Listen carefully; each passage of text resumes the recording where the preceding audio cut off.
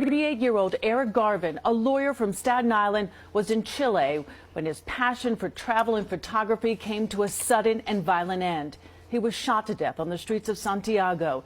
His father, devastated by the news, spoke exclusively with Eyewitness News reporter Mike Marza about the tragic loss. Mike? Sade, so heartbreaking. Eric Garvin went to Santiago with his best friend. The two stayed in separate parts of town, and when Garvin's friend couldn't find him, well, he went to the U.S. Embassy to report him missing, but instead, he was dead in a hospital morgue. Chilean authorities telling the family Garvin, who, as you mentioned, was an avid photographer and explorer, may have been wrongly targeted in a drug turf war.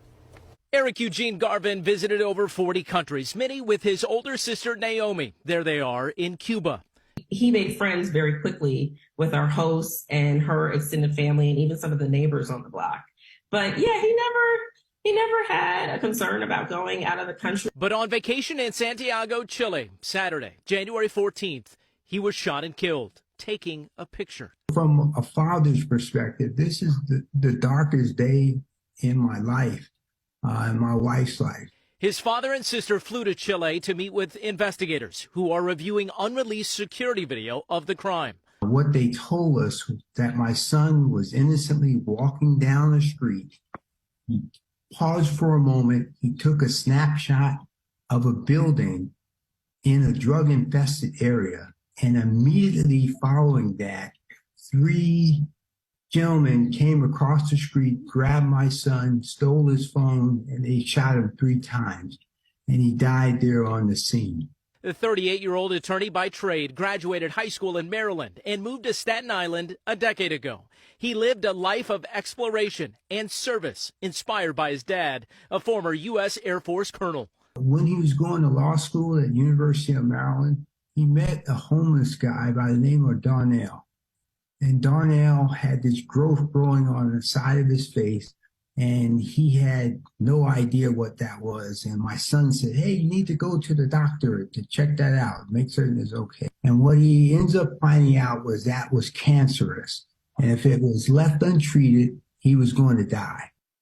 My son going to law school, he was using his advocacy for those who are often not paid too much attention to. Gene, as his family called him, also worked with former Mayor de Blasio's office on community initiatives to reduce gun violence in areas like Brownsville, Brooklyn. Oh, I want people to be more like him, right? I want people to make space for each other. I want them to be curious about meeting each other and about experiencing each other's cultures. His sister Naomi asked me to mention that Santiago is a beautiful place with beautiful people, and authorities there have been helpful in this investigation and are hopeful there will be some arrests soon. But violence that has plagued parts of Venezuela, Brazil, and Colombia now spilling into the streets of Santiago. In fact, homicides in that city have shot up 40% in the last 6 years. Currently, there is not a U.S. State Department travel warning to Chile. Hey folks, this is Jeff with This Week with JTT. The video clip you have seen is about a man from Staten Island, New York, which is where I was raised at all my life, was killed in Chile, South America. The only thing he was doing was just trying to take a picture of a building, I think, and unfortunately a bunch of thugs, don't know the exact reason this killed him, The video clip probably gave more detail, like a little bit more detail what happened, but to make a long story short, it was tragic. His father was heartbroken. I know his sister's heartbroken. A lot of friends were really upset. But the part that bothered me, though, and this is from another video content I looked at relating to this, but there's some women that is glad he got taken out. They said he got what's coming to him from trying to look for women down in South America. In other words, they accused him to be a passport bro. That man was not, I repeat, he was not a passport bro. He happens to be a man of color who loves to travel around the world. Simple as that. The fact that some women thought he's a passport bro and said he got what's coming to him, that says way more about them than anything else. But it's sad. They should not wish death on anyone, let alone a passport bro.